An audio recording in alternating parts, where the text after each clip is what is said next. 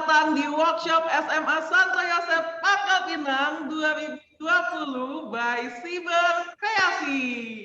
Tetap semangat ya semua, meskipun dalam keterbatasan hashtag di rumah aja, tentunya SMA kita tercinta, SMA Santo Yosef Pangkal Pinang, nggak akan habis-habisnya nih ya teman-teman untuk memberikan pelayanan yang terbaik bagi siswa-siswinya tercinta, juga termasuk masyarakat umum.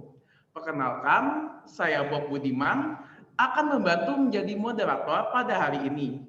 Sebelumnya saya ingin mengucapkan shalom, salam sejahtera bagi kita semua. Assalamualaikum warahmatullahi wabarakatuh. Om Swastiastu, Namo Buddhaya, dan salam kebajikan bagi kita semua yang hadir pada kesempatan hari ini. Nah, teman-teman, hari ini kita sudah memasuki day 2 pre-opening online edu fair SMA Santo Yosef Pangkal Pinang 2020 yang akan diselenggarakan pada tanggal 19 sampai 24 Oktober dan 26 Oktober 2020. Nah, hari ini juga nggak akan kalah nih sama workshop kemarin. Kita akan kasih lengkap paket telur. Kita munculkan jauh-jauh dari rumahnya ada Kak Yosi Mokalu sebagai Ketua Umum Cyber Kreasi. Halo Kak Yosi, apa kabar? Selamat pagi semuanya. Kabar baik, puji Tuhan. Semoga kita semua dalam kondisi yang sehat dan happy. Karena tidak cukup kalau cuma sehat, tapi hatinya harus selalu tetap sukacita. Kak Bob Budiman ini dulu pernah bekerja di Cameo Project, makanya dari tadi dia muter-muterin lagu atau videonya Cameo Project. Lihat tuh, sekarang sebagai MC atau host, ya, lagi sibuk ngobrol dengan orang lain. Bob, Kak Bob. Ya, halo Kak. Ya. Sorry. Ini Kak Bob ini anak kelas 2 atau anak kelas 3? Semuanya Kak, ada kelas 10, 11, dan 12. Wow, sekolah, oke. Kak. Salam kenal semuanya. Saya cuma bisa menyapa yang, tapi semuanya sepertinya mengaktifkan kameranya. Jadi buat yang mengaktifkan kameranya, terima kasih. Mungkin beberapa saya bisa melihat di sini. Ada Surgiwe, ada Felicia, ada Julianiko, ada Richard Wijaya, ada Amanda Jessica. Selamat pagi semuanya. Nanti beberapa saya akan sapa lagi. Ada Dennis, ada Rahel Chandra, ada siapa lagi tuh? Rachel ya. Angelina, Karin, Anthony Ronald. Oke, namanya seru-seru semua. Bagus-bagus. Ya, salam perkenalan sekali lagi. Nanti dalam presentasi saya sih berharap adik-adik semua tidak malu untuk bertanya. Apakah kita nanti ada waktu untuk tanya jawab ya, Bob ya? Enggak ada. Kak. Ada. Oh, enggak ada. Ada. Oh, ada. Oke. Ya, kalau nanti ada yang mau ditanyakan, jangan sungkan. Silahkan bertanya, mau via chat atau mau ngobrol langsung, ngomong langsung, nanti tinggal di-pin videonya. Silakan Kak Bob. Baik, terima kasih Kak Yosi. Saya juga ingin menyapa rekannya Kak Yosi, ada Kak Larry Nulanov sebagai Event and Partnership dari Cyber Kreasi. Halo Kak Larry. Ya, halo. Halo. Kak Larry hari ini nggak syuting SpongeBob ya? Bisa di sini. Libur dulu. Oke deh. Oke, baik teman-teman. Saya akan memberikan informasi bagi teman-teman yang belum mengetahui apa sih itu Cyber Kreasi. Jadi Cyber Kreasi ini merupakan gerakan nasional untuk menanggulangi ancaman potensi bahaya terbesar yang sedang dihadapi oleh negara kita Indonesia, yaitu penyebaran konten negatif melalui internet seperti hoax, cyberbullying, dan online radikalisme. Nah, sebelum acara workshop kita mulai, saya akan menyampaikan tata tertib bagi partisipan dalam kegiatan ini, yaitu peserta dimohon untuk mengaktifkan video dan menonaktifkan speaker selama kegiatan berlangsung. Peserta diharapkan tidak keluar masuk ketika mengikuti presentasi. Peserta tidak diperbolehkan menggunakan kata-kata provokatif, pornografi, dan mengandung unsur sara di kolom chat. Peserta yang melanggar tata tertib akan dikeluarkan pihak panitia dari ruangan Zoom. Oke. Nah, hari ini Kak Yosi dibantu Kaleri akan menyampaikan workshop mengenai cerdas memilih dan memahami literasi digital yang tentunya selaras dengan tema Expo atau Edu Fair kita di tahun ini, yaitu pilihan cerdas memilih yang terbaik di era digital. Oh ya teman-teman, jangan kemana-mana, tetap stay tune karena akan ada e-sertifikat juga dari e-Siberkreasi. Oke, nah biar nggak kelamaan nih, saya silakan Kak Yosi untuk mengambil sesi presentasi. Silakan Kak. Terima kasih Kak Bob. Iya, sekali lagi selamat pagi dan selamat bergabung buat yang baru bergabung. Masih ada, saya lihat di sini ada 8 people entered the waiting room. Masih ada yang di waiting room juga. Adalah sebuah kehormatan buat Kak Yosi untuk bisa menjadi salah satu pembicara pada pagi hari ini. Kita manfaatkan waktu yang singkat ini ya teman-teman. Nanti kalau ada yang mau bertanya sekali lagi silahkan langsung saja di chat juga boleh. Jadi tadi seperti sudah dijelaskan oleh Kak Bob bahwa Kak Yosi ini ada di Siberkreasi. Kesibukan Kak Yosi sekarang bukan cuma Siberkreasi, memang ada cameo project seperti yang adik-adik udah lihat video-videonya tadi. Nanti ada beberapa video nanti akan kakak kembali tampilkan. Juga ada project pop tetap dan kegiatan lainnya dengan berhubungan dengan komunitas dan juga mencerdaskan kehidupan bangsa.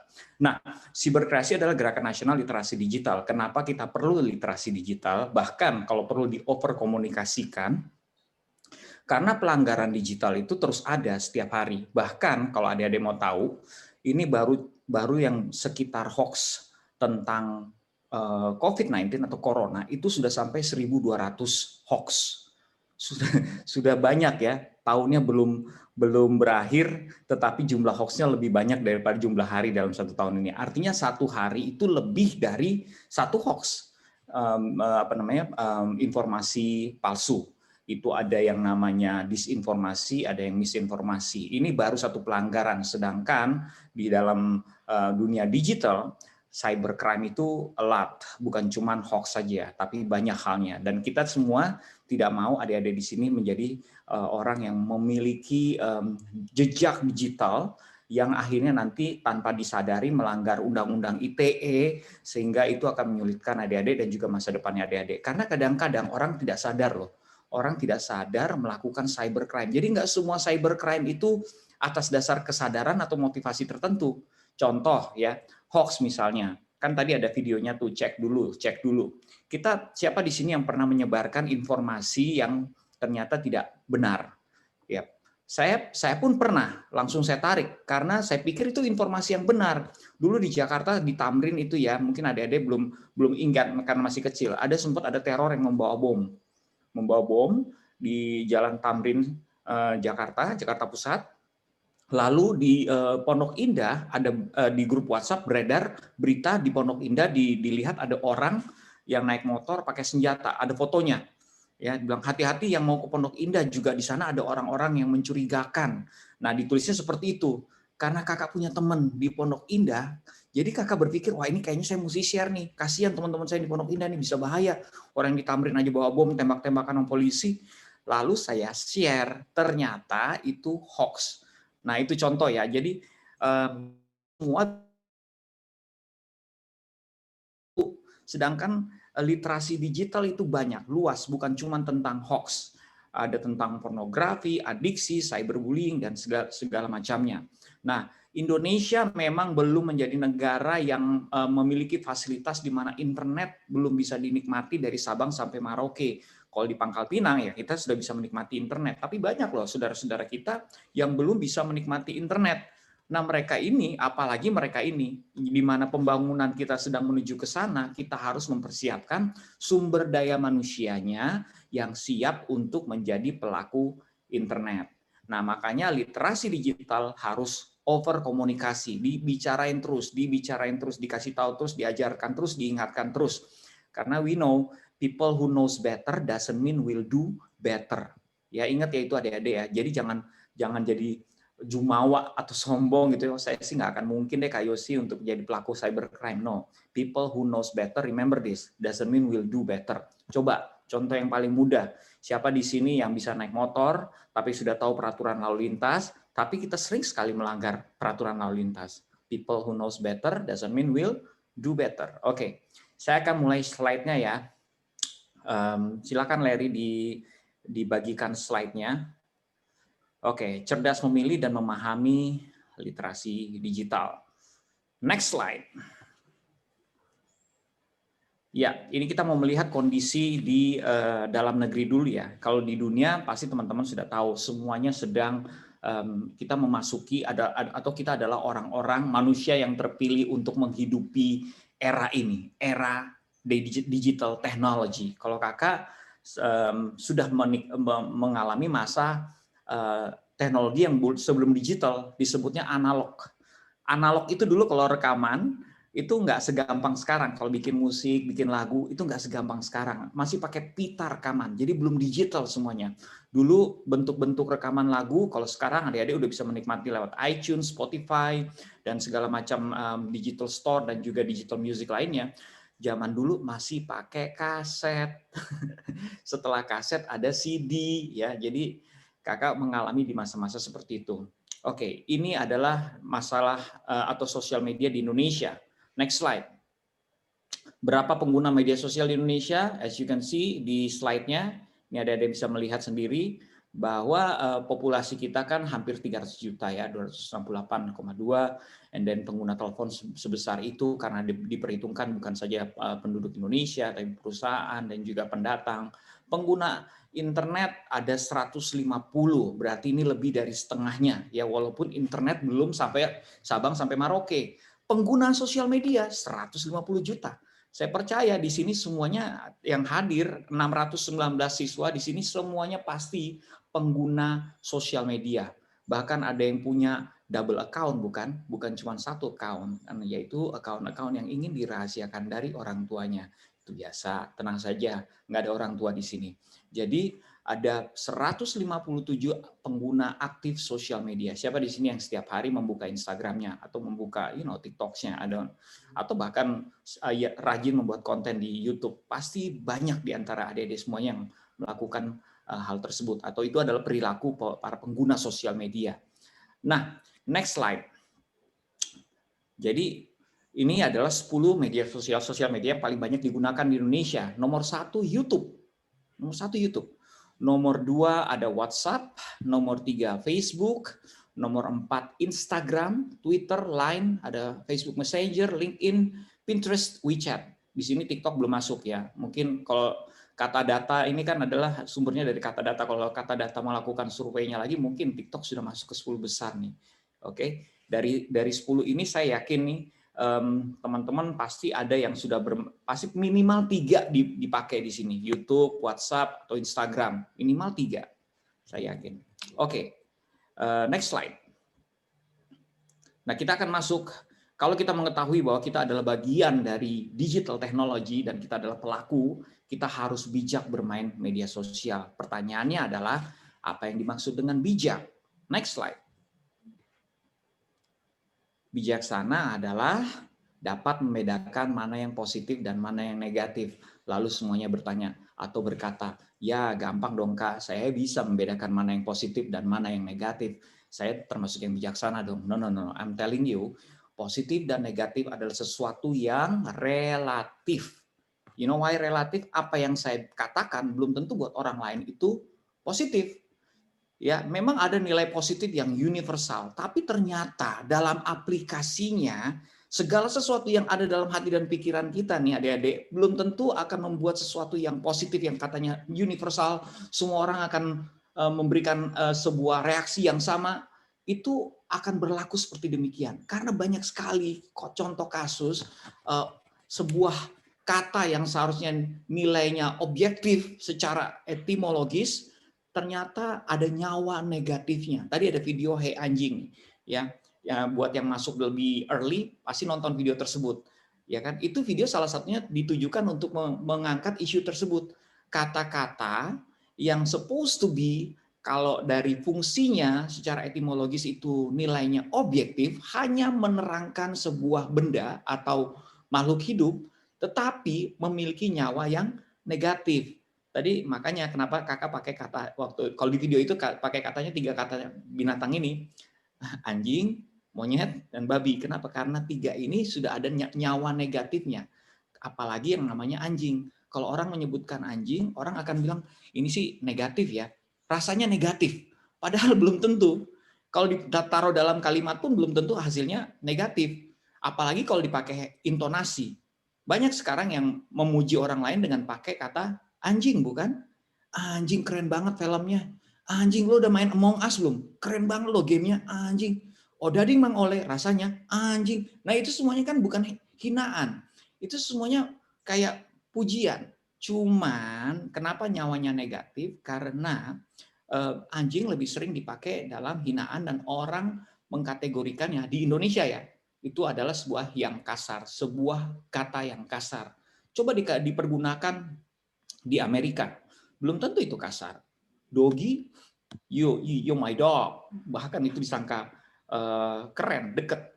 Papi itu tidak pernah dianggap, anak anjing itu tidak pernah dianggap kasar. Kita ngatain orang di sana dengan doggy atau papi, mereka tidak akan tersinggung. Sama seperti lain halnya kalau di Indonesia. Di Indonesia itu tersinggung. Jadi positif sama negatif itu relatif.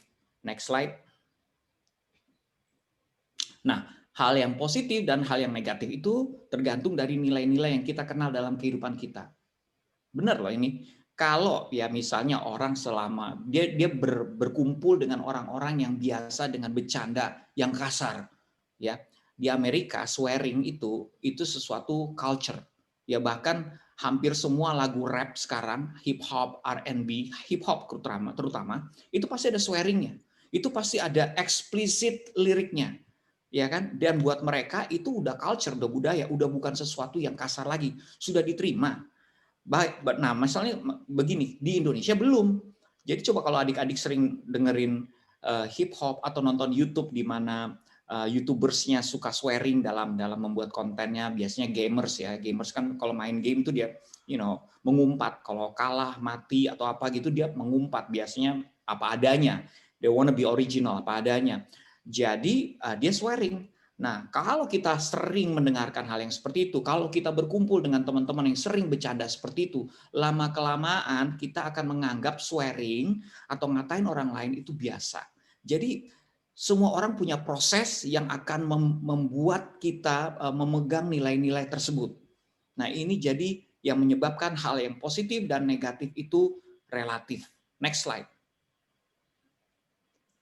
Jadi untuk mengenali apa yang positif dan negatif, ya kan kita mau jadi orang yang bijaksana, ya harus ya memang benar. Ini harus ada pendampingan guru dan orang tua karena mereka yang akan mengajarkan kita nilai-nilainya yang benar. Ya kalau misalnya hal lain apa? Hal lain ya ada ya spiritualnya bagus. Kalian punya connection yang bagus dengan your God, ya pencipta kalian, relationship yang baik, spiritually relationshipnya bagus sama Tuhan, ya. Nah, ini ada pendampingan guru dan orang tua. Nilai-nilai yang positif itu kita dapatkan dari mereka. Ingat ya, orang tua kita. Nah, ini saya mau kasih tahu nih. Orang tua kita itu bukan kita yang pilih, bukan? Yang pilih siapa? Tuhan. Tuhan pilihkan orang tua untuk kita semua. Jadi tidak ada yang salah sebenarnya. Setidak sempurnanya orang tua kita itu tidak salah karena Tuhan punya alasan kenapa kita harus bertumbuh di orang tua yang demikian. Jadi kita yang sendiri harus mengolahnya dengan benar. Apa yang mereka ajarkan, apa yang guru ajarkan, apa yang di tempat ibadah ajarkan, itu memberikan nilai-nilai positif yang kita harus berpihak lebih kepada mereka daripada apa yang terdapat di digital teknologi atau apalagi sama teman-teman kita. Wong sebagian besar dari kita masih mencari identitas kan teman-teman ada di sini pasti semuanya masih mencari identitas kebanyakan. Nah untuk menemukan identitas kita harus didampingi atau mendengarkan orang tua dan guru kita. Next slide.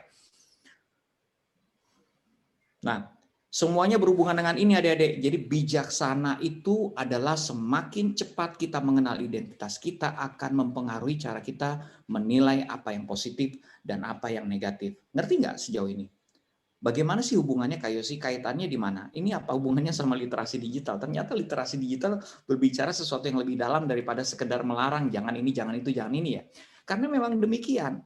Orang yang tidak mengenal identitasnya, dia akan mencari di luar jawabannya.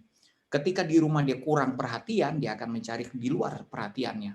Ketika di rumah dia tidak dipuji, tidak diberi apresiasi, dia akan mencari di luar apresiasinya. Sehingga perilaku bermain sosial medianya adalah cuman mencari likes, mencari followers, mencari subscribers, mencari good comment. Itu perilakunya. Sehingga kalau misalnya dikatai oleh netizen tidak siap. Padahal netizen itu tidak bisa dikendalikan. We have to know that netizen tidak bisa dikendalikan. Yang bisa dikendalikan kita. Dan mengendalikan diri kita berhubungan dengan identitas kita. Kalau kitanya secure, apa yang dikatakan oleh netizen tidak akan mempengaruhi kita karena kita secure.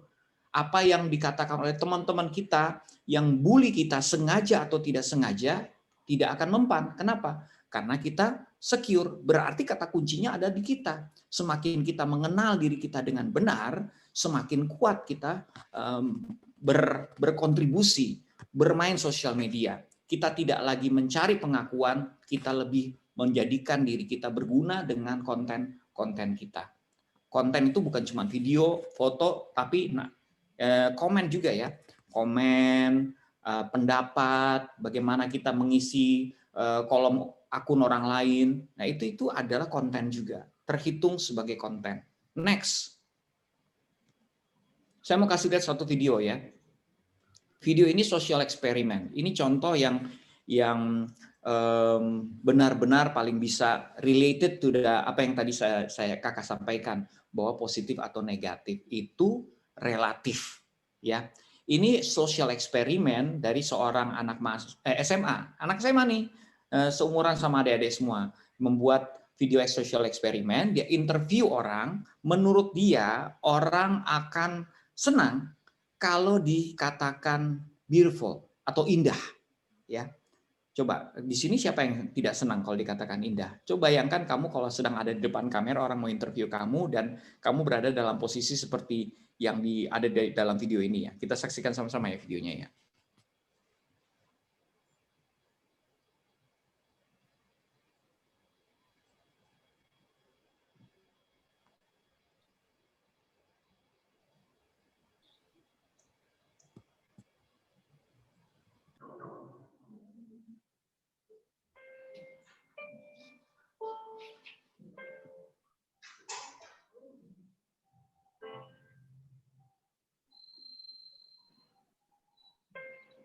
Basically, I'm making an integrated arts video, and I'm just taking pictures of things I find beautiful.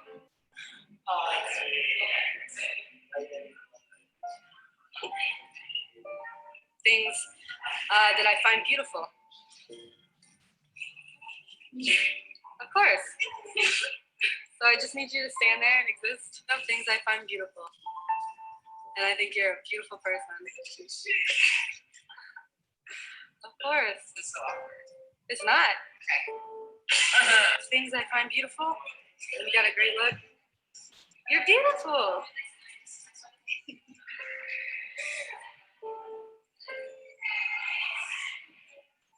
Just taking pictures of things I find beautiful. I find beautiful. And so, yeah, I think you got a really good look, so I took a picture of you. Beautiful, and I think you got a good look. No problem. What's your name? Awesome. Things I find beautiful. Things I find beautiful. I'll touch you in the face. What? You're saying you find me beautiful? Yes, of course. You better wash your ass. You're a beautiful being, and you know it. Shut up. You're a beautiful being, and you know it, Zoe. Why are you being like this? Things I find beautiful. I'm taking pictures of things I find beautiful.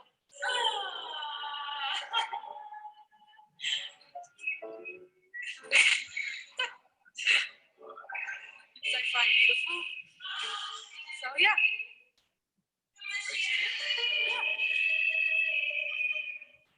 Just continue to look at me. Yeah, do anything you want.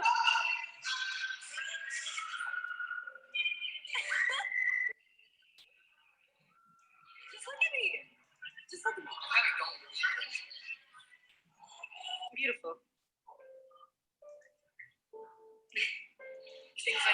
beautiful. Things I find beautiful. Things I find beautiful. Of course. Things I find beautiful, so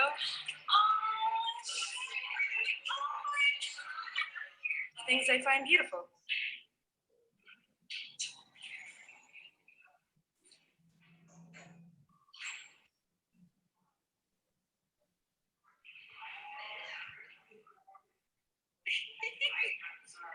No, it's completely fine. You're not bad.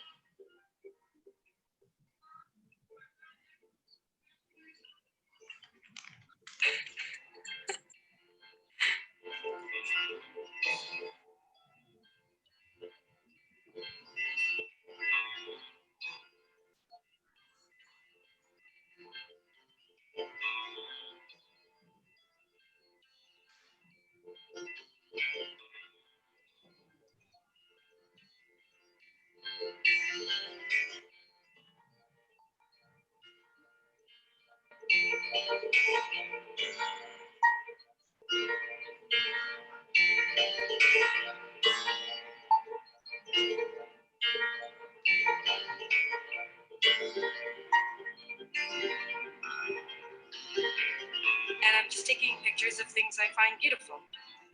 That is so nice. Well, it's the truth. This has been such a great day. Oke, ya. Kalau kita lihat video ini, ya ini video yang buat anak SMA ya. Ada banyak pesan yang bisa kita pahami kan. Tadi kakak bilang kan positif dan negatif itu relatif. Even for something yang kita berpikir semua orang akan melihat itu sebagai hal yang positif. Siapa sih yang nggak senang dibilang beautiful? Siapa sih yang nggak senang dibilang keren? Lo keren deh, lo ganteng deh, lo cantik deh orangnya. Tapi kita lihat tadi ada yang reaksinya diem. Memang kebanyakan sebagian besar reaksinya senang semuanya, happy, senyum. Tapi banyak juga yang diem, biasa aja. Bahkan ada tadi satu yang malah marah, atau ada yang nggak percaya tadi, ya kan? Jadi segala sesuatu yang kita pikir positif, belum tentu orang lain melihatnya sebagai hal yang positif. Kalau belajar dari sejarah nih, tokoh-tokoh besar, even tokoh-tokoh besar, itu semuanya tidak selamanya positif buat semua orang. Misalnya, Hitler itu buat orang Jerman adalah seorang pahlawan, tetapi buat orang Yahudi, orang Israel belum tentu dia pahlawan, dia adalah pembunuh. Termasuk misalnya Julius Caesar, teman-teman pasti belajar sejarah. Julius Caesar bagi orang Romawi, wah pahlawan perang yang hebat, dia jarang kalah dalam peperangannya. Tetapi buat negara-negara jajahan Romawi, dia bukan pahlawan. So we have to be able always realize this. Tidak semua yang positif itu pasti positif. Makanya pemikiran kritis atau berpikir kritis sehingga kita bisa berhati-hati melihat mana yang positif dan mana yang negatif di sosial media, itu yang perlu kita miliki sebagai pelaku sosial media. Itulah literasi digital. Bijaksana adalah seperti itu. Tidak buru-buru langsung share, ntar dulu. Ini kelihatannya memang positif, benar nggak ya? Ini sumbernya benar nggak ya? Coba dengar, kalau berita kayak gini kedengarannya positif nggak? Tahu nggak? Bulan depan vaksin sudah beredar loh di Indonesia. Dan kita sudah bisa, semuanya bisa mendapatkan vaksin di mana saja. Kedengarannya positif kan? Kita pasti pengen, waduh wow, ini harus saya kasih tahu keluarga saya. Keluarga saya itu banyak yang masih ketakutan nih keluar rumah. Ini kalau dengar berita ini mereka pasti senang. Tetapi kalau kita mau bersikap hati-hati, kita langsung mencari tahu, kita googling dulu ini beritanya dari mana, sumber datanya dari mana nih beritanya, benar nggak, bisa saya percaya nggak? Jangan-jangan saya memberikan harapan palsu. That's what happened. Ketika kita sudah menilai sesuatu, kita harus kembali menyaringnya bahwa ini benar atau enggak. Segala sesuatu yang terdengar positif belum tentu positif. Demikian pula sebaliknya. Segala sesuatu yang terlihat negatif belum tentu negatif loh. Jadi kalau kita ngelihat teman kita menyebalkan, belum tentu dia menyebalkan. We have to be able to see what's behind him or her. Apa yang terjadi di belakang mereka. Mungkin saja dia berangkat dari keluarga yang broken home, makanya kelakuannya kayak gitu. Jadi jangan menilai semuanya hanya dari permukaan. Bijaksana adalah kemampuan kita melihat lebih jauh dari apa yang terlihat. Nah, itu bijaksana. Oke, next slide. Nah, ini yang kita kejar. Kalau semua pemain sosial media, semua pelaku internet adalah orang-orang yang secure, adik-adik di sini adalah orang-orang yang secure, you know what's gonna happen? Perilaku kalian akan lebih banyak memberi daripada mencari. Memberi daripada mencari. Kan sekarang masih lebih banyak orang yang mencari. Yang tadi kakak bilang loh, mencari followers, mencari subscribers, mencari likes, mencari views. Kalau kamu lihat video-video di Cameo Project, itu bukan video-video yang sibuk mencari subscribers. Enggak, kita ingin memberi inspirasi. Kita ingin memberi, walaupun hiburan, tetapi ada nilai yang bisa mempengaruhi orang lain. Nah, itu memberi. Kalau cuma mencari, akibatnya apa? Sebagai content creator atau YouTubers, mereka akan terjebak dengan membuat konten-konten yang mereka harap bisa viral. Nah, ini bisa berbahaya karena satu, mereka sendiri akibatnya jadi mengindahkan nilai-nilai yang seharusnya tidak mereka sebarkan. Kakak punya contoh. Misalnya, ini cerita real story, true story ya. Karena ada seorang anak, karena dia ingin ingin membuat sebuah konten yang viral atau yang lucu, dia mengindahkan nilai-nilai yang seharusnya dia hindari. Anak ini sebenarnya terpilih menjadi salah satu siswa untuk pertukaran pelajar dengan siswa di luar negeri. Jadi kan ada tuh program-program seperti itu, pertukaran pelajar dengan siswa di luar negeri. Jadi dia akan berangkat, sudah terpilih. Nah, saringan terakhir, nah ini perhatikan ya adik-adik ya, ini kenapa sosial media penting. Karena sosial media itu adalah jejak digital kita. Nanti kalau cari pekerjaan, ya Human Resources Department atau mereka yang bekerja di bagian penerimaan pegawai suatu hari nanti, yang mereka tanyakan bukan cuma CV pendidikan, kurikulum vitae pendidikan. Kamu mana nih, rapor SD, SMP, SMA, kuliah di mana? Bukan cuma itu, mereka juga akan mempertanyakan sosial media. Itu akan menjadi saringan terakhir. Jadi that's why we need to be very extra careful when we play social media, karena it's our jejak digital kita di sana. Nah, apa yang terjadi? Kenapa siswa ini tidak diterima untuk menjadi siswa pertukaran pelajar? Karena ditemukan ketika semuanya sudah oke, ditemukan satu hal ini. Dia pernah posting video di mana dia membuat kucingnya mabuk. Jadi kucingnya disuruh minum alkohol dan kucingnya mabuk. Dan buat guru atau buat pihak penyelenggara itu dianggap melanggar atau memberikan pesan yang tidak baik, yang tidak edukatif, ya pesan yang tidak menyayangi binatang atau makhluk hidup. Jadi dia akhirnya tidak diterima. Jangan anggap remeh hal-hal yang seperti ini. Kalau misalnya kita, ini kan buat lucu-lucuan, ini cuma ngeprank, ini cuma, saya bercanda buat teman saya. Tetapi kalau sampai diterjemahkan berbeda sama orang lain, ya, kamu tahu nggak? Cyberbullying, ini contoh ya, cyberbullying. Saya nggak tahu apa di slide saya ada membahas soal cyberbullying apa nggak. Tapi cyberbullying itu pertanyaan tertingginya apa, adik-adik? Cyberbullying itu pernah disurvei dan diteliti. Pertanyaan tertinggi tentang cyberbullying adalah, apakah saya sedang dibully atau tidak? Jadi banyak orang yang tidak tahu kalau dia sedang dibully karena tidak bisa membedakan temannya ini bercanda atau ngeledek.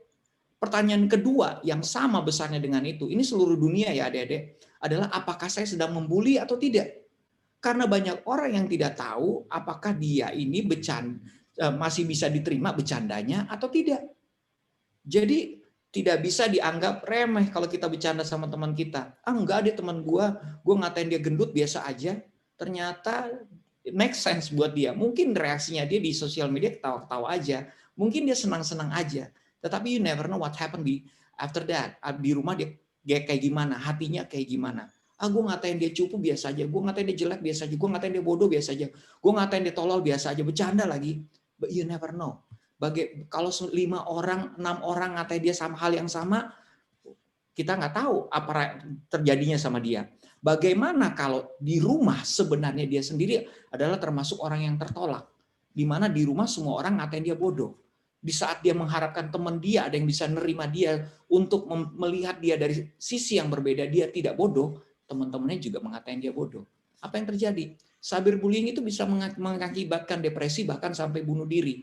So you need to be careful dengan bercandaannya kalian. Mungkin kalian maksudnya bercanda, tapi akhirnya teman kalian bunuh diri gara-gara depresi. Nah, itu kategorinya apa? Cybercrime akhirnya. Padahal bercanda. Ya, jadi berhati-hati. Jadilah orang yang lebih secure. Kalau kita secure, ini bagus untuk kitanya sendiri jadi berperilaku dalam internet. Selain kita jadi memikirkan apa yang akan kita posting, apa yang akan kita komen, kita juga orang yang secure, lebih tenang menghadapi bulian, menghadapi komentar negatif orang. Karena kita udah tahu, oh, you know what you say not matters. What matter the most is what God says about me. Apa yang Tuhan katakan tentang saya, itu lebih matter. Tuhan bilang saya adalah ciptaannya, Tuhan mengasihi saya, Tuhan menyayangi saya. That's matter for me. Oke, next slide. Mesti diketahui ya batasan bermedia sosial agar tidak melanggar undang-undang. Ya, next slide. Beberapa jenis pelanggaran di media sosial, ini beberapa jenis saja. Saya yakin dalam perkembangan zaman akan ditemukan definisi-definisi lain dalam hal pelanggaran di media sosial. Menyebarkan berita hoax, teman-teman sudah tahu di sini, pencemaran nama baik, ini kadang-kadang dari bercanda ya, kita kadang-kadang bisa sampai ke sana. Tetapi sekarang banyak juga yang namanya penggiringan opini.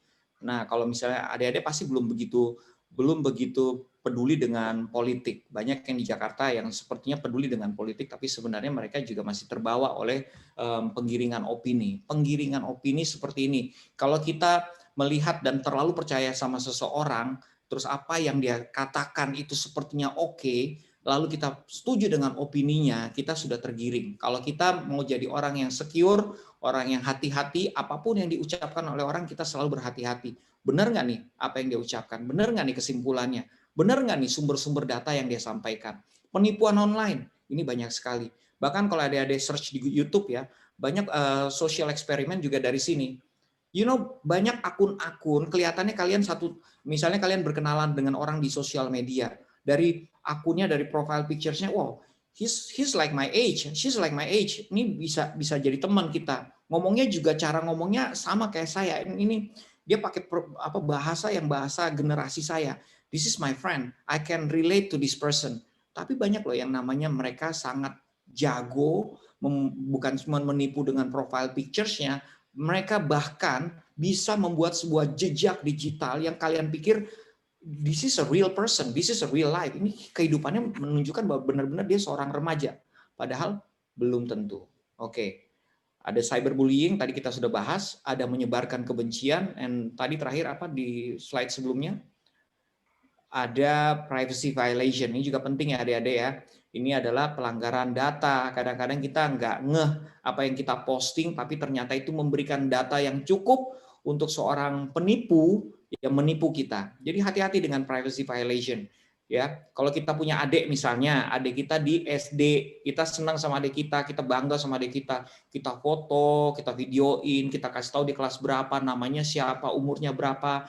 You know what? Itu data. Orang lain bisa pakai loh buat menipu orang tua kita. Tahu-tahu orang tua kita di rumah, gara-gara di sosial media kita posting itu, dapat telepon, ngakunya dari sekolah. Ibu orang tuanya ini ya, si Angel ya. Oh ya, kenapa? Angel jatuh loh. Dia patah dan sekarang kita sedang bawa ke rumah sakit.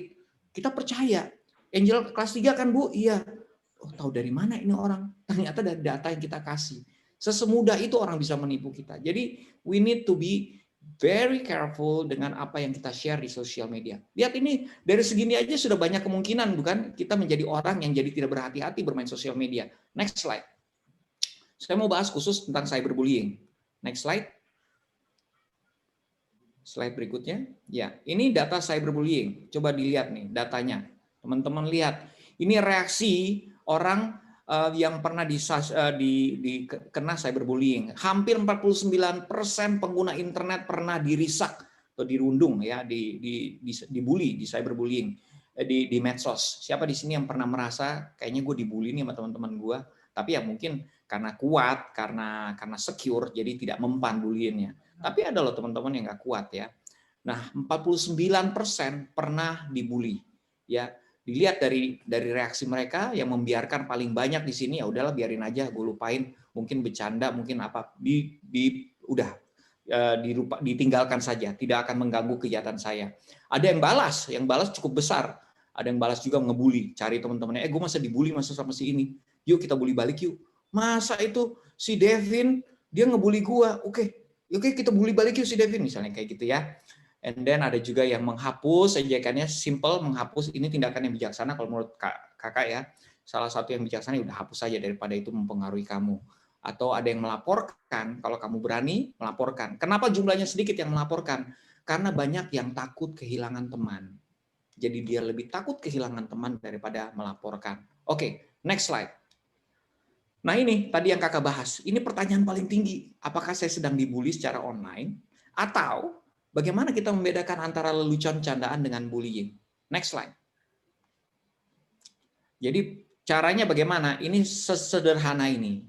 Kamu taruh diri kamu yang mendengar atau membaca hal tersebut. Kalau kamu merasa nggak nyaman, ya udah mendingan kamu ganti kalimat kamu. Misalnya gini, ya kamu tulis lagi. Ini misalnya saya bercanda sama teman saya nih. Saya misalnya Putri bercanda sama Hansel ya. Terus kamu bilang, wah oke, maksud Hansel kamu tuh orangnya norak banget sih gayanya, gini. Terus kamu baca lagi. Kayaknya kalau saya tulis kayak gini si Hansel tersinggung deh. Sorry ya, ini gue bercanda. Ditambahin, sorry ya ini gue bercanda ya. Gue cuma mau jujur apa adanya nih, bilang gitu. Masukkan deh gitu, jangan marah ya. Nah itu jadi nyaman kan kalimatnya, tidak berhenti di situ. Perhatikan apa yang kita tulis, karena tidak pakai intonasi orang bisa salah tangkap. Makanya kita harus baca lagi apa yang kita tulis di kolom komentar. Orang bisa salah tangkap loh. Misalnya gini deh, yang kakak mau kasih contoh. Semuanya pasti tahu kata WK ya, ketawa wok. Itu kalau nggak dikasih icon emoticon ya, orang bisa ini lu tuh ketawa nyinyir, ketawa ngehina atau ketawa beneran. Kan kita jadi bingung kan? Karena kita tidak bisa mengartikan ketawa tersebut. Begitu dikasih emoticon ketawa dengan pakai nangis segala macam, oh maksudnya ketawa beneran gitu. Baru mengerti. Intonasi itu penting. Apa yang kita ketik jangan kita anggap bahwa orang lain akan nangkep. Ya, even kata yang termasuk paling membingungkan adalah kata tahu goreng, tahu rebus. Tahu itu kalau kita nanya sama orang, lo tahu nggak sih si ini? Terus kita jawabnya cuma tahu. Ini maksud lo apa? Lo tahu apa nggak tahu? Kenapa? Karena orang bisa nangkep dalam intonasinya tahu. Nah ya kan, kalau tahu itu artinya nggak tahu. Jadi biasanya kalau dijawab tahu kita akan nanya lagi, ini tahu apa enggak sih? Pasti penasaran ya. Itu semuanya tergantung apa ya cara berpikir kita. Jadi makanya apa yang kita tulis harus kita baca lagi. Oke, next slide. Next slide. Hati-hati untuk ajaran kebencian yang menyinggung identitas seseorang, ujaran maksudnya ya. Jika berhubungan dengan suku, agama, ras, dan golongan. Ini tips saja. Kenapa demikian? Karena itu ada dalam Undang-Undang ITE ya. Jadi kalau kamu sudah menghina seseorang ya, itu bisa termasuk bullying. Tapi kalau suku, agama, ras, dan golongan ini udah bisa masuk ke dalam Undang-Undang ITE. Next slide. Tips mengunggah, saya kasih tips lagi. Ini yang bisa supaya kita sebagai pelaku sosial media ya. Kalau kita membuat konten yang paling umum adalah tentu saja foto atau karya kita sendiri. Kalau kita melibatkan orang lain, apalagi ada captionnya di situ, ya kita harus lihat lagi orangnya tersinggung apa enggak. Misalnya nih, ya contoh lagi deh, contoh ya. Misalnya lagi foto bersama nih, ada Stephanie, ada Gracia, ada Denny. Cuman yang foto bersama sebenarnya Stephanie sama Gracia lagi foto, wah gitu. Terus diposting bercanda berdua. Kita adalah orang-orang yang paling sial di kelas misalnya gitu bercanda, malah cuman berdua yang tahu artinya. Tapi Denny ada di situ lagi ngeliat di belakang fotobom gitu. Terus Denny sial, maksudnya gue juga termasuk orang sial, gue nggak setuju artinya gitu ya. Jadi kita harus hati-hati dengan foto. Kalau bukan foto kita, ada orang lain dalam foto, ya kita mesti mempertimbangkan lagi. Bebas berekspresi tapi bertanggung jawab. Gunakan caption atau narasi yang jelas untuk menerangkan maksud kita dalam konten tersebut. Nah ini membantu supaya orang tidak salah tangkep ya. Dan positif. Nah ini positif, konten yang positif itu seperti apa? Yaitu yang tadi memberi, biasanya berhubungan dengan kegunaan untuk orang lain. Maksudnya seperti apa? Jadi ada konten yang isinya netral aja tentang kita. Semuanya banyakan pasti dari sini adik-adik semua cuma bikin konten-konten yang tentang kita. Ya tentang ini I wake up like this, gue pergi ke sini, gue pergi ke situ, gue lagi having fun with my friends, this is my new shoes, I'm having holiday here, this is my family. Itu semuanya berhubungan dengan kita. Tetapi itu tidak memberikan kegunaan buat orang lain. Kalau dia sudah memberikan kegunaan sama orang lain, itu akan dikategorikan positif. Misalnya kita punya opini, kita ingin menyatakan pendapat kita. Saya punya pendapat nih teman-teman, kalau kita tidak berhati-hati dalam apa yang kita posting, itu bisa membuat orang lain tersinggung. Nah itu orang bacanya, mungkin orang udah tahu, but you never know, sesuatu yang lagi di-over komunikasikan, orang lain lagi butuh that reminder. Oh iya ya, I need that. Saya diingatkan untuk saya baca ini. Tidak ada yang kebetulan. When you feel you need to share something positif yang berguna buat orang lain, pesan atau apapun, itu sudah dikategorikan sebagai konten yang positif. Next slide. Nah ini contoh video. Kayaknya ya kalau ada yang punya pertanyaan silakan, karena waktu kita soalnya tidak banyak. Nanti cuma sampai 10:30 kalau saya nggak salah. Ini video terakhir, kita putar nih video terakhir yang saya buat sama Cameo tentu saja karena saya ada di Cameo Project dan Siberkreasi. Kayaknya ini video terakhir ya Larry ya. Oke. Play the video.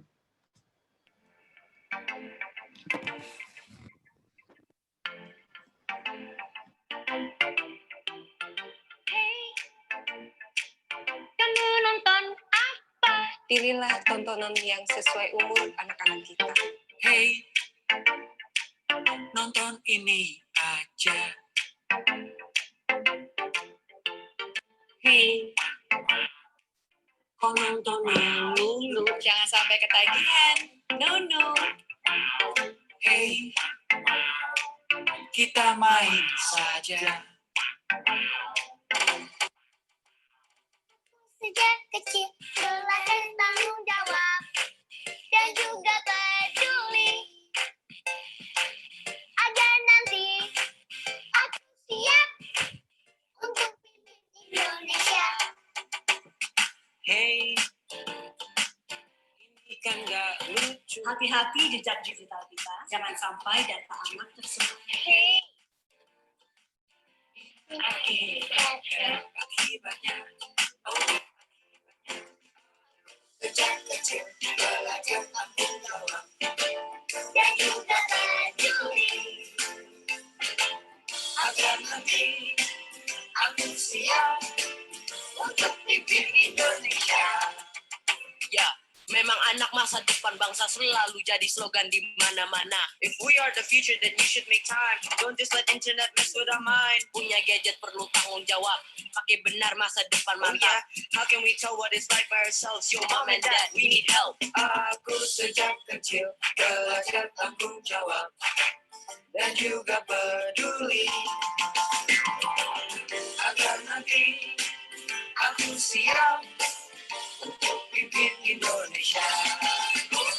Aku sejak kecil belajar tanggung jawab dan juga peduli agar nanti aku siap untuk pimpin Indonesia. Untuk pimpin Indonesia.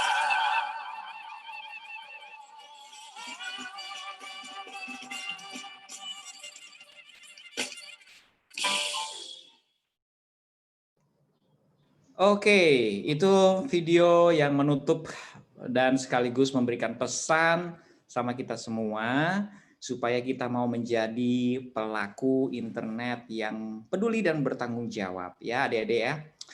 Silahkan sekarang saya akan menyerahkan kepada Kak Ibob. Mungkin Kak Ibob bisa, karena tadi saya baca di chat banyak banget pertanyaannya. Dipilih aja ya, takutnya nggak kejawab semua. Tapi terima kasih yang sudah bertanya. I do my best to answer that.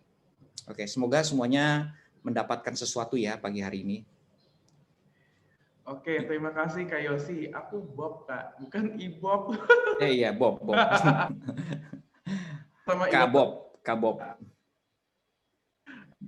Kak, ini Gimana, ada Bob? pertanyaan dari ada 3 yang sudah bertanya. Saya bacakan yang pertama. Mereka mau bertanya langsung apa mau dibacakan saja? Dibacakan saja. Bacakan saja ya. Oke. Perkenalkan, nama saya Gina Oktavianti. Saya dari kelas 12 SMA Santo Yosef. Saya ingin bertanya karena menurut saya kakak sangat lembut cara penyampaiannya. Nah, pertanyaan saya bagaimana tidak enaknya itu bisa jadi yang atau enggak? Kamu keputus-putus. Tadi ngomong apa? Oh, oke. Cuman Saya bagaimana nya gitu tuh kamu oke. ngomongnya tadi. Bagaimana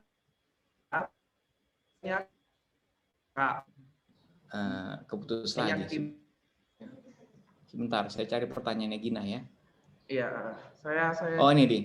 Maaf Kak, ya saya ingin bertanya karena menurut saya ya pertanyaan saya bagaimana jika terlalu banyak secure-nya, banyak tidak enakannya, jadi bisa sesuatu yang toksik nggak?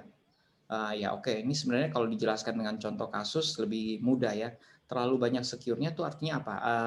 Ini ya mungkin kamu jadi orang yang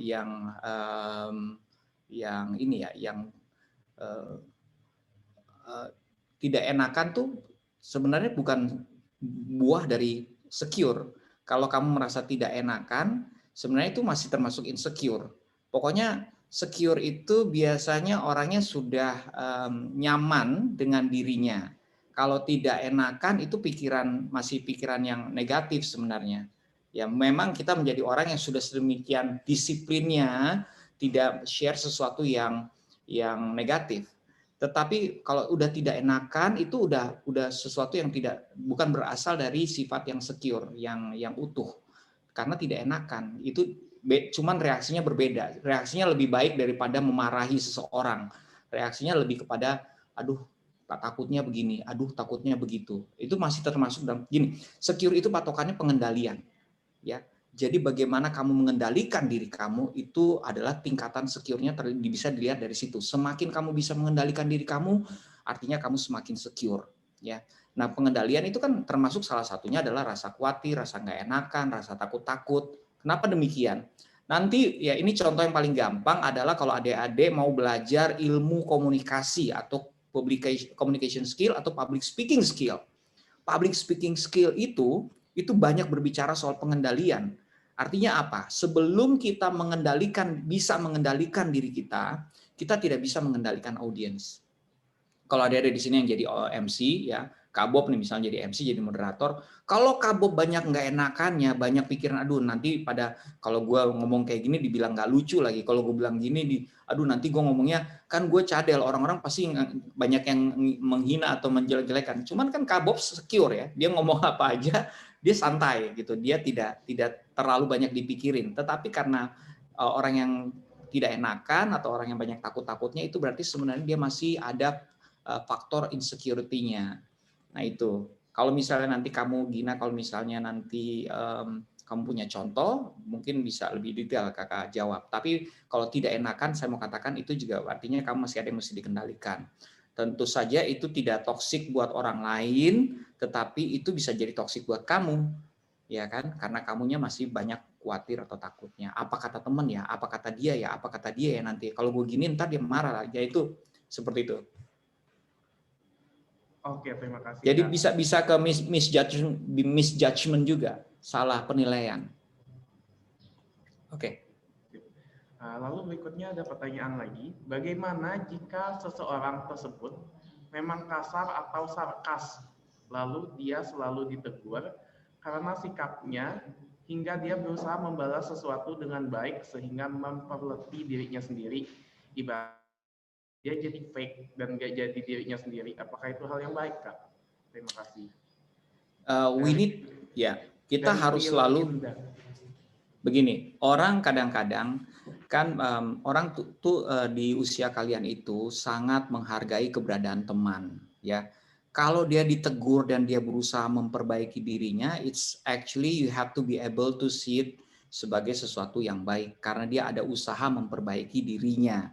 Kita bisa mengatakannya fake karena biasanya karena kita sudah terlalu mengenal dia sebelumnya seperti apa orangnya. Sehingga melihat perubahan yang tiba-tiba drastis tentu saja tidak akan membuat kita langsung menyikapinya dengan positif. Ah, masih fake nih, jangan-jangan cuma sementara, right? Kita akan berpikir seperti itu bukan? Cuman kalau kita mau jadi teman yang baik ya, kita harus tetap berpikir positif buat orang ini. Mungkin cuma sementara, but this person showing his will, kemauan untuk berubah. Oke, karena kalau sebagai teman bukan tugas kita untuk merubah teman kita, tugas kita untuk menerima teman kita apa adanya. dengan penerimaan yang seperti itu, justru teman kita akan lebih berubah. Karena dia melihat, oke, gue tahu gue masih fake nih, gue belum real, tapi teman-teman gue kok nerima gue apa adanya ya. Teman-teman gue itu tidak menghakimi gue walaupun mereka tahu gue nih mungkin belum real ya, belum 100, belum jujur, belum apa adanya, but they accept me. Coba dipulangkan ke teman-teman semuanya, adik-adik semua. Ketika kamu berhadapan dengan orang yang demikian, teman-teman yang demikian, yang menerima kamu apa adanya, walaupun mereka tahu kamu juga mungkin belum sempurna, kan kita merasa nyaman, kita merasa disayang, kita merasa dikasihi. Dan itulah justru sebenarnya motivasi sebenarnya yang akan membuat kita, gua harus berubah benar-benar nih buat teman-teman gua. Ya kan? Karena teman-temannya menerima dan mengasihinya. So, kalau dirasa dia masih belum real, ya udah nggak apa-apa. Dia toh mau berusaha untuk berubah. Terima aja. Justru penerimaan kita yang akan membuat dia berubah. Penolakan kita akan membuat dia akan balik lagi ke sana. Justru, ala lo fake lo. Nanti dia berpikir kayak gini, ya gue kayak gini salah, gue kayak itu salah. Ya udahlah, gue kayak gini aja. I'm just gonna be back to be my real self. I think nobody care anyway. Nah, kalau dia udah berpikir kayak gitu kan akhirnya apa? Akhirnya teman-teman gagal tuh yang namanya menjadi teman yang baik, yang justru sebagai teman yang baik bisa menciptakan perubahan. Oke? Semoga jawabannya bisa memuaskan. Oke, baik. Thank you, Kak Yosi. Oke, Kak, masih cukup waktu karena ini sudah lewat 10.25. Kak Yosi juga mau ada acara lain ya, Kak?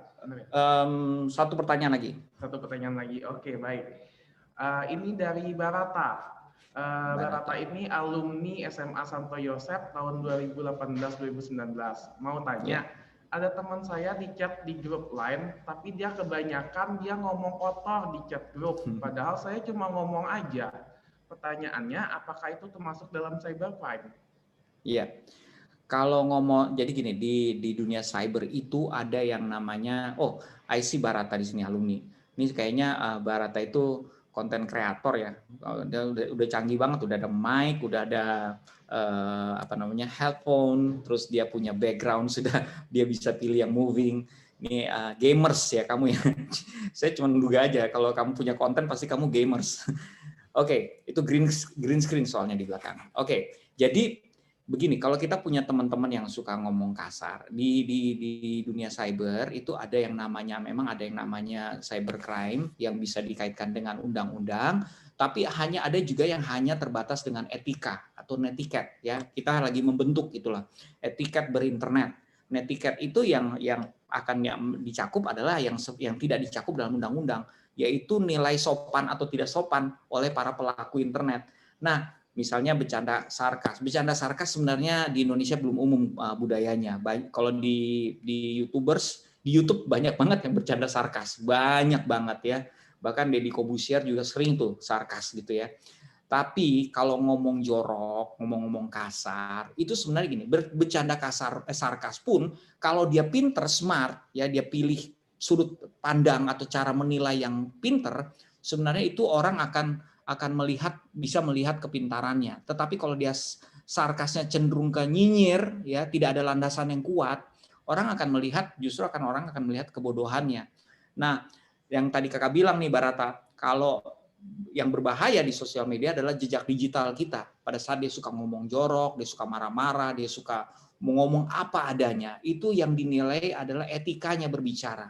Etika berbicara itu akan mempengaruhi penilaian orang-orang yang menseleksi pegawai untuk bekerja, bukan? Berarti ya dia kalau cara ngomongnya kayak gini, dia belum bisa memimpin perusahaan. Dia nggak bisa diberi bawahan. Dia akan masuk di sini. Kalaupun saya mesti terima karena dia punya skill yang bagus banget, saya tidak akan memberikan dia posisi di mana dia akan memiliki bawahan karena itu akan menciptakan etika yang kurang baik di perusahaan. Misalnya seperti itu. Jadi kita mesti berhati-hati dengan cara bercanda kita, cara bicara kita juga. Itu yang mesti. Kalau di antara teman di close forum, I think it's okay. Apalagi teman-teman yang bisa dipercaya. Ya, gue ngomong kayak gini malu nggak akan tersinggung. Enggak. Banyak kok teman-teman dekat yang punya grup-grup yang ya namanya juga dekat. Mereka kadang-kadang saking dekatnya manggil temennya monyet. Ya itu bukan berarti dia menghina karena dia dekat, ya kan? Kalau kita dengerin lagu di Project Pop ada Ingatlah Hari Ini, itu di liriknya itu banyak sekali menghina sahabatnya. Tetapi karena sahabat, kita kadang-kadang memang punya panggilan sayang yang sepertinya menghina. Padahal